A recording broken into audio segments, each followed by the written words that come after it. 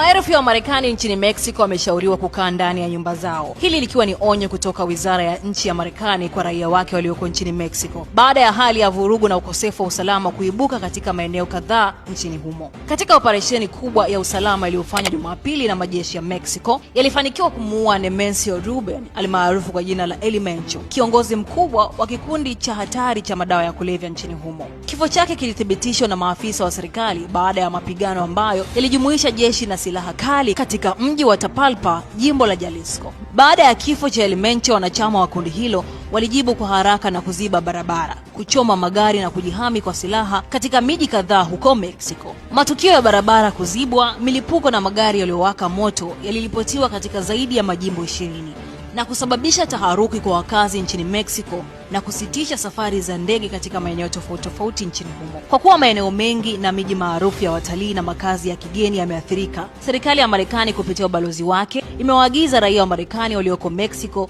kukaa katika maeneo salama, ikiwa ni pamoja na hoteli au nyumba zao, kuepuka maeneo ya watu wengi, barabara zilizofungwa na shughuli zisizo za kijeshi au za uhalifu. Raia wa Marekani walishauriwa kufuata pia maagizo ya usalama, kufuatilia habari za ndani na kuwasiliana na ubalozi ikiwa kuna hali ya dharura.